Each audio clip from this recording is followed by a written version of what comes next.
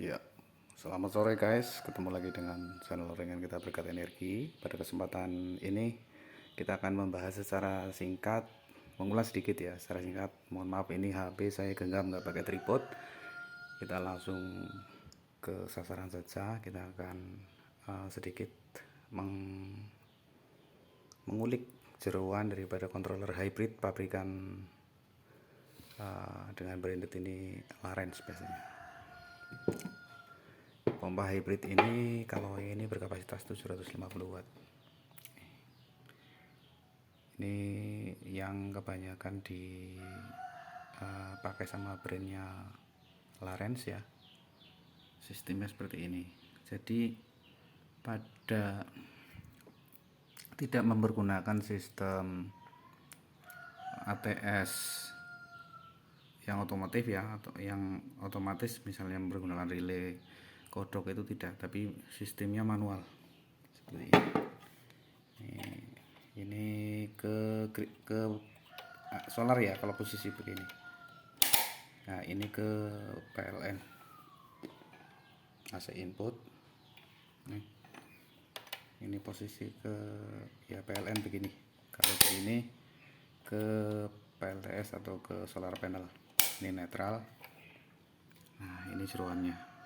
Sistemnya seperti ini. Sebenarnya dari grid itu atau dari PLN yang 220 itu sebenarnya langsung terkonek, langsung terhubung dengan sorry saya tunjukkan itu pin ini. Sebenarnya langsung terhubung dengan pin ini nih. Langsung terhubung. Jadi ini motor, asumsi saya ya. Asumsi kita ini motor seperti ini sudah universal. Artinya kalau memang desainnya itu sudah bisa HVDC, paling tidak voltase di atas 200, di input dengan tegangan PLN pun tidak akan masalah. Atau misalnya ini sama-sama dari PLN, ini kan inputnya sama dari solar panel saja. Perbedaannya mungkin ini mempergunakan sistem adjustment untuk RPM itu saja. Jadi, nah kemudian kita akan membahas sedikit tentang biasanya yang pengalaman-pengalaman yang pernah kita temukan. Kalau sistem seperti ini memang kan manual, jadi mesti ada yang menunggu, paling tidak ada operator yang biasa menghandle atau mengoperasikan pompa ini, karena ini tidak bisa auto, tidak bisa otomatis sebagaimana pompa yang nanti akan saya bahas. Ini masih manual ya, jadi kalau misalnya mau pindah ke grid dari panel surya ini mesti manual seperti ini. Jadi harus ada yang nunggu, ada personil yang menunggu. Oke, tampilan depannya begini. Ini sudah memang khas daripada yang biasa dipakai brand Larens ya, seperti ini. Ya brand lain mungkin juga ada juga sih, kita sih kurang paham kalau itu, tapi kebanyakan Larens atau produk-produk itu desainnya seperti ini. Ada yang model hanya sistem tidak pakai LCD, pakainya hanya indikator LED juga ada. Nah kemudian kita akan membahas sedikit berikutnya. Ini sama-sama tipe hybrid, sama-sama controller tipe hybrid pabrikan dari Difull atau yang mereka pakai brand Difull. Nah, pabrikan ini sih yang model ini sih tidak Difull saja ya, banyak yang pakai karena pompa-pompa dari sana kan kebanyakan kan ada yang rebranding lah. Demikian sistem di ini. Kalau punyanya Difull ini input standar ini dari solar panel plus main ya, kemudian ini netral, ini live, ini earth dari grid atau PLN. Nah kemudian sedikit saya ulas, sistem controller model ini sudah otomatis, sudah mempergunakan relay kodok begini. Jadi perpindahan dari grid, dari solar panel ke ini, ke sistem ini, ke elektrik, ke grid, ke PLN 220 itu sudah otomatis. Ketika under voltage, ketika voltase ini sudah di ambang batas, sudah di bawah sekitar 80 ke bawah lah, ini sudah bisa otomatis pindah ke PLN ini, ke sini.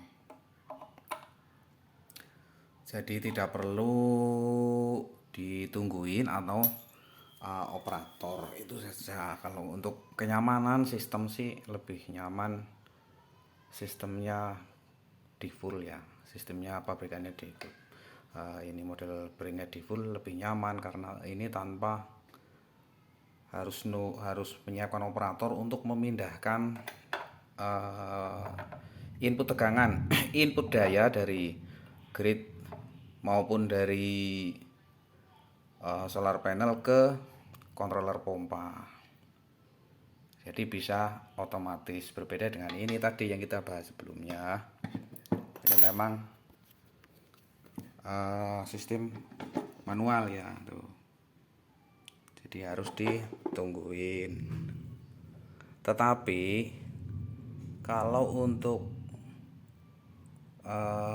sistemnya, kalau saya lebih cenderung ini ya, karena relaynya gede, sudah relay kodok mantep nih perbedaannya untuk ininya.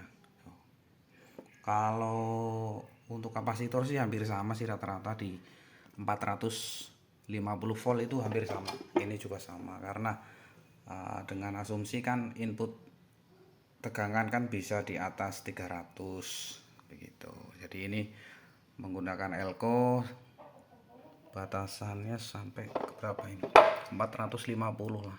Ini 450 volt, ini sama dengan ini, sama. Perbedaannya ini relaynya kecil tuh ya. Masing-masing sih produk ada keunggulannya, ada kelemahannya, ada kekurangannya ya, tidak ada yang benar-benar perfect.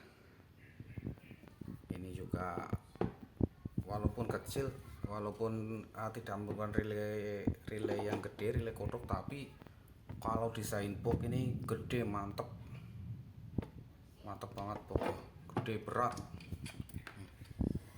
Biar heatsinknya juga besar tuh, heatsinknya gede, niat bener ini bikin controller, bukan kaleng-kaleng. Nah, di full ini kelemahannya ya, dalam tanda kutip kelemahan ya, sistem heatsinknya ini langsung menyatu dengan box begini. Kemudian ada fan di bawah. Fan ini terhubung dengan sensor, biasanya sensor kontrol. Apabila mencapai suhu tertentu panas, itu biasanya akan men-trigger fan ini akan on atau nyala. Jadi fan ini tidak akan otomatis langsung nyala, tidak akan begitu kita input tegangan langsung nyala, tapi biasanya apabila ada kenaikan suhu di MOSFET di sini, apabila ada kenaikan suhu nanti akan men-trigger sensor dan akan menghidupkan kipas pendingin.